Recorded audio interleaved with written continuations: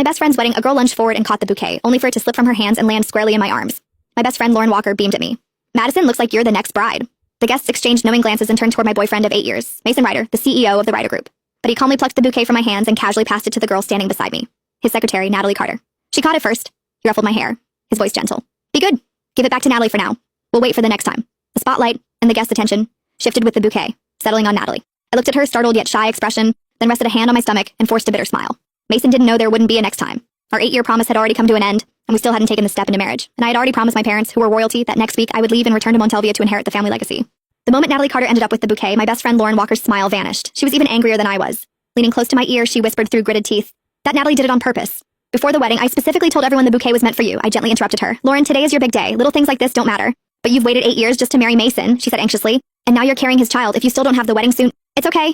I turned my head calmly and looked toward Mason Ryder. Natalie, holding the bouquet, was sitting right beside him. The distance between them was far closer than what a secretary should reasonably keep. Most of the guests were friends who knew both Mason and me well. Their eyes drifted toward me, curious, sympathetic.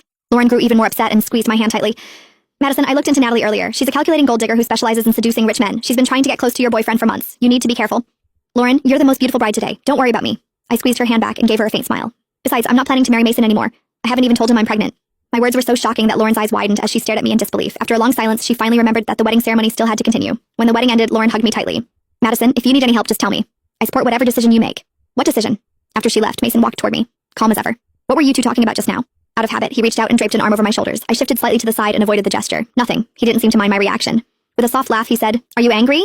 Natalie caught that bouquet first, after all. She's a young girl. Of course she dreams about weddings. Catching the bouquet was just her way of borrowing a little luck. Didn't we agree we'd wait for the next time?" He leaned closer, stroking my hair as he patiently tried to soothe me. "Why care so much about Lauren's bouquet? When we get married, I'll prepare an even more beautiful one for you. You can have as many bouquets as you want." Silently, I curled my fingers into my palm and looked straight into his eyes. "Can we get married this month then? Lauren and I made a promise when we were kids.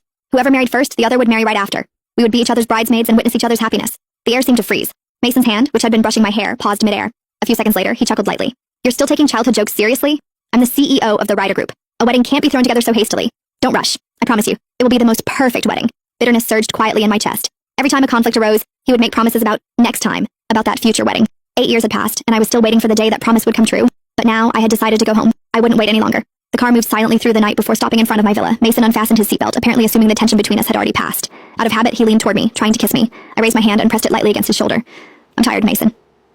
He froze and stared into my eyes for a few seconds. Finally, he patted my shoulder gently. Being a bridesmaid is tiring. Get some rest. Natalie said she couldn't get a taxi and is still at the venue. I'll go back and pick her up. It wouldn't be safe to leave her there alone." I nodded calmly, but Mason didn't move right away. He seemed to be waiting for me to respond the way I usually did, telling him to drive safely, or complaining that he was leaving me home alone so late at night. But instead, I simply opened